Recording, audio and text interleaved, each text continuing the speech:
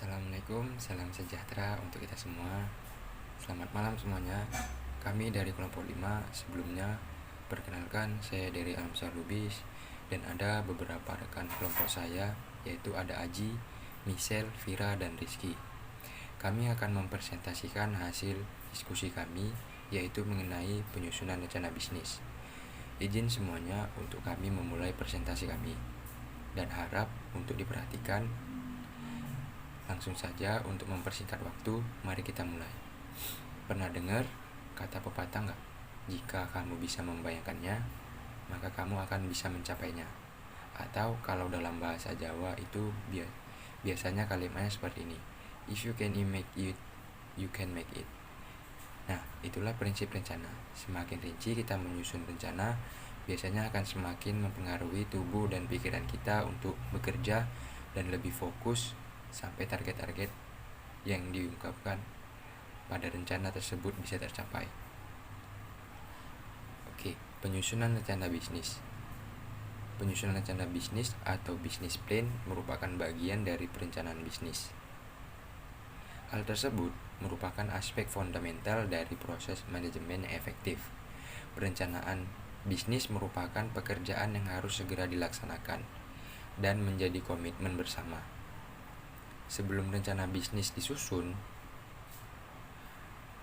wirausaha atau usahawan terlebih dahulu melaksanakan analisis kelayakan bisnis untuk memastikan apakah bisnis yang akan dijalankan dapat berkembang dan sukses.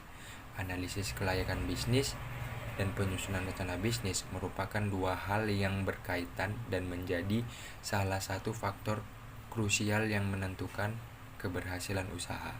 Nah, selanjutnya penjelasannya akan dijelaskan oleh rekan saya yang bernama Aji. Untuk Aji dipersilakan dengan segala hormat. Jadi selanjutnya saya akan menjelaskan tentang pengertian dan manfaat analisis kelayakan bisnis. Jadi, apa sih itu analisis kelayakan bisnis? Analisis kelayakan bisnis itu adalah proses untuk menentukan apakah ide bisnis yang hendak kita lakukan nantinya dapat menjadi bisnis yang sukses atau tidak. Manfaat dari analisis kelayakan bisnis adalah untuk menentukan apakah ide bisnis wirausaha kita jika nantinya hendak kita realisasikan akan menjadi bisnis yang sukses atau tidak. Analisis kelayakan bisnis dapat dikaji dari 4 aspek utama, yaitu ada aspek produk dan jasa, industri dan pasar, organisasi, dan keuangan. Pengertian rencana bisnis. Rencana bisnis adalah dokumen tertulis yang berisi deskripsi mengenai segala aspek internal dan eksternal ketika wirausaha hendak memulai bisnis baru. Tidak tertutup kemungkinan rencana bisnis disusun oleh wirausaha ketika hendak mengembangkan bisnis yang telah dijalankan. Manfaat rencana bisnis. Manfaat rencana bisnis dapat ditinjau dari aspek wirausaha dan investor. Bagi wirausaha, rencana bisnis memiliki manfaat sebagai berikut. Menurut Frederick Kuratko Hodges 2006. 1. Rencana bisnis sebagai pendorong wirausaha untuk melihat usahanya secara kritis dan objektif. Yang kedua, analisis persaingan, ekonomi dan keuangan yang terdapat dalam rencana bisnis menempatkan wirausaha untuk teliti dan berhati-hati mengenai asumsi kesuksesan usahanya. Yang ketiga, seluruh aspek yang harus dimuat di dalam rencana bisnis mengharuskan wirausaha mengembangkan dan menentukan strategi operasi dan hasil yang diharapkan untuk penilai luar. Yang keempat, rencana bisnis mengkuantifikasikan sasaran, menyediakan benchmark yang dapat diukur untuk membandingkan hasil forecast dengan hasil akurat. Yang kelima, rencana bisnis yang lengkap menyediakan wirausaha alat komunikasi untuk sumber dana dari luar. Format perencanaan bisnis. 1. Ringkasan eksekutif tidak lebih dari 2 halaman. 2. Pernyataan visi dan misi. 3. Sejarah perusahaan hanya untuk perusahaan yang sudah berjalan. 4. Profil bisnis dan industri. 5. Strategi bisnis. 6. Produk dan jasa perusahaan. 7. Strategi pemasaran. 8. Lokasi dan tata letak. 9. Uraian tim manajemen. 10. Rencana operasional. 11. Perkiraan keuangan. 12. Proposal pinjaman atau investasi. 13. Lampiran. Bagaimana investor dan kreditur menilai rencana bisnis? Wirausaha perlu mengetahui kriteria yang digunakan investor dan pemilik modal ketika menilai rencana bisnis. Terdapat 5 kriteria penilaian yang dikenal sebutan 5C, yaitu capital, capacity, collateral, character, condition. Rencana usaha adalah rute perjalanan yang telah kita pilih setelah membuka tebaran peta yang luas. Kita mesti sadar di mana titik awal keberangkatan kita memulai dan kemana pula kita ingin menuju atau titik destinasi kita. Setelah jelas kita menyusun itu semua, maka banyak kemudahan yang akan dirasakan, antara lain yang pertama, untuk internal pemilik sebagai pengelola usaha akan merasa lebih fokus, lebih punya arah, sehingga bisa menetapkan prioritas untuk menggunakan waktu dan pikiran. Tak kalah penting, akan bisa menjadi pemimpin yang lebih baik karena bisa mendelegasi atau membagi tugas kepada karyawan dengan jelas dan bisa lebih adil dalam menilai kinerja mereka. Yang kedua, untuk internal perusahaan, rencana usaha dapat memberi arah kerja bagi keseluruhan tim. Rencana usaha juga dapat menjadi landasan ditetapkannya beberapa peraturan perusahaan dengan lebih relevan. Misalnya, pada rencana usaha sudah ditargetkan akan dicapai target omset sejumlah X. Untuk itu diperlukan peningkatan kualitas produk dan layanan. Implikasinya pada kebijakan perusahaan adalah yang tadinya tidak ada pengecekan kualitas produk sebelum dikemas. Sekarang pengecekan kualitas sebelum pengemasan akan menjadi standar kontrol mutu yang harus diterapkan perusahaan. Yang ketiga, untuk eksternal, rencana usaha dapat meningkatkan rasa percaya para calon mitra bisnis, khususnya calon investor yang akan memberi dukungan modal atau baik berupa pinjaman maupun saham untuk bermitra dan mendukung bisnis kita. Hal ini karena rencana usaha yang tertulis itu merupakan wujud nyata dari sebuah keseriusan mengelola usaha. Dokumen tertulis juga memudahkan perusahaan pengecekan kualitas kinerja usaha, di mana pada setiap akhir tahun pencapaian perusahaan dengan mudah dapat dibandingkan dengan yang pernah tulis di dokumen tersebut.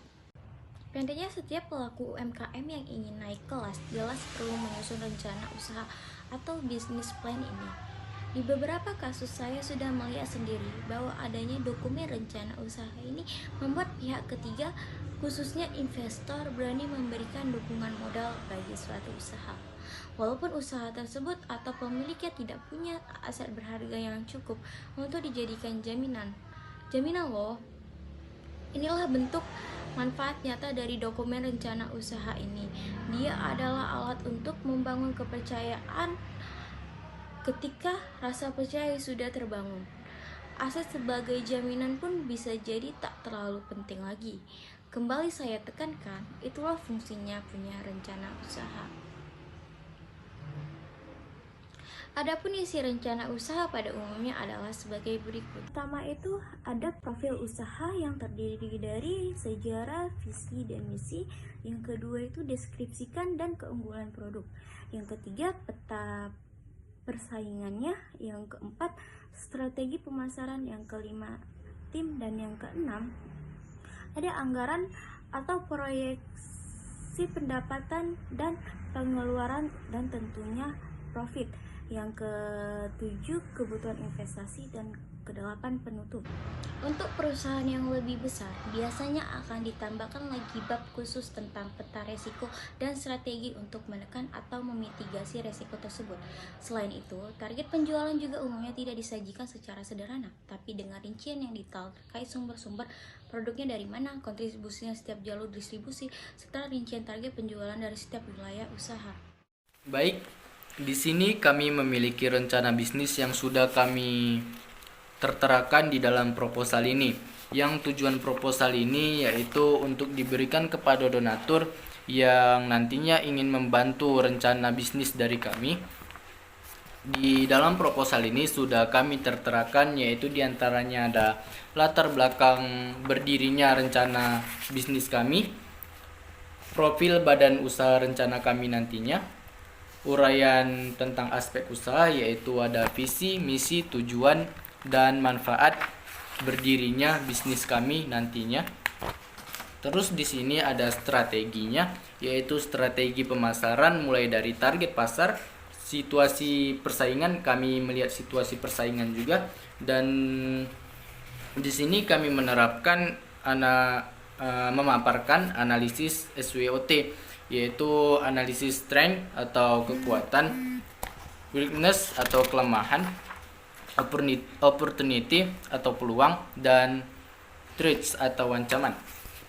Di sini juga kami paparkan analisa dari produk, yaitu analisa di bagian produksinya.